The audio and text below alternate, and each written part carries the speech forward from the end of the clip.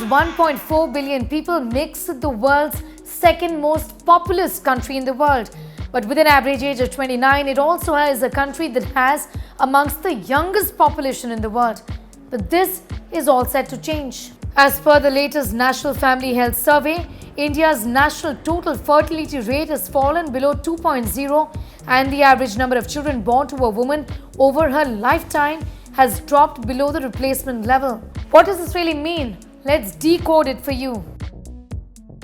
What then is the total fertility rate and the replacement level? According to the World Health Organization, the total fertility rate is the average number of children born to a woman at the end of a reproductive period. Replacement level, on the other hand, is the level of fertility at which a population replaces itself exactly from one generation to the next, and 2.1 remains the benchmark. It means that the population will remain stable as total births will be balanced by the total number of deaths in any country. If it is below 2.1, it means the population is heading for a decline. What does the National Family Survey then say? The national total fertility rate was found to be 2.2 in the NFHS 2015-2016 survey, down from 2.7 in the NFHS 2005 to 2006 survey. The same has now declined even further to 2.1 in rural areas and 1.6 in urban areas. This again as per the National Family Health Survey. Here are the TFR of some Indian states.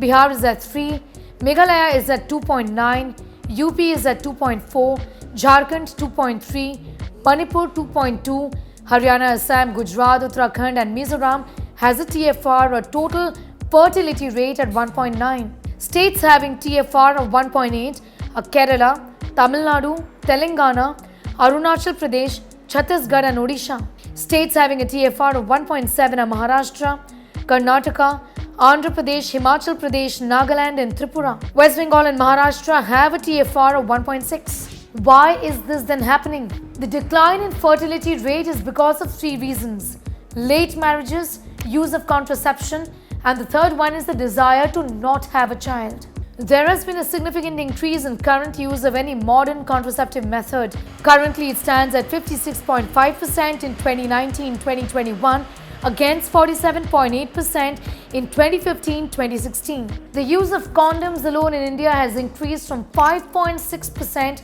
to 9.5%. According to the 2011 census, the number of single women grew to 39% in India. Until 2019, only 44% of the millennials were married. Why are couples then choosing to be childless? Well, the reasons range from affording having a child, financial strains associated with a larger family, to the constant pressure of being judged as to how one is a good parent or not a good parent. Things have changed in 2021.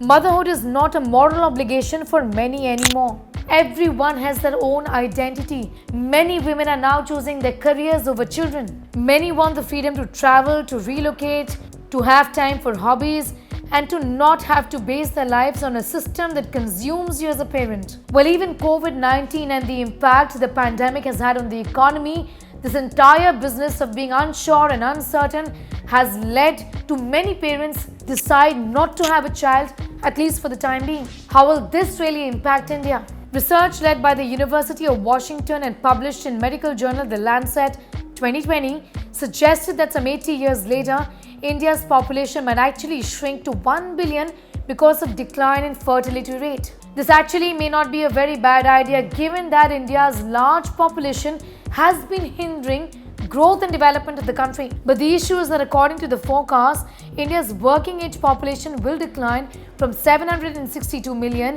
in 2017 to 580 million by the year 2100, and the number of older people will actually overtake the number of younger people that we have in the country right now. This also means that India's resources then will be focused towards catering towards the needs of the older population, and that could hinder growth and development once again. This undoubtedly will have an adverse impact on the Indian economy.